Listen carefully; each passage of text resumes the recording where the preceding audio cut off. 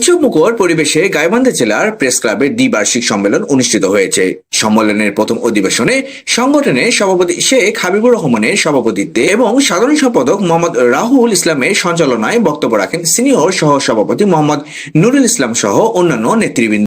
যেকোনো বিপদে বা যেকোনো ইয়েতে আমরা কিন্তু যেকোনো ব্যাপারে আমরা সবাইকে ডাকে একটা সাহায্য করবো। এই ধরনের বেশিরভাগ কাজ করে কিন্তু আমার ওই দিক থেকে হচ্ছে, কারণ যে সে আমি একজন সভাপতি, আমার পরিচয় আমি গাইবান্ধা জেলা প্রেস ক্লাবের সভাপতি। আর আপনাদের সবার পরিচয় আপনারা বিভিন্নভাবে বিভিন্ন মিডিয়াতে বিভিন্ন পত্রিকায় কাজ করেন, এটা কিন্তু আপনারা পরিচয় দেওয়ার জন্য। পরে দ্বিতীয় অধিবেশনে প্রধান নির্বাচন কমিশনার মোহাম্মদ সাইফুল ইসলাম আগামী 2026-28 মেয়াদের জন্য নতুন কমিটির নাম ঘোষণা করেন। নতুন কমিটিতে শেখ হাবিবুর রহমান সভাপতি এবং রাহুল ইসলাম রুবেল সাধারণ সম্পাদক হিসেবে দায়িত্ব পেয়েছেন।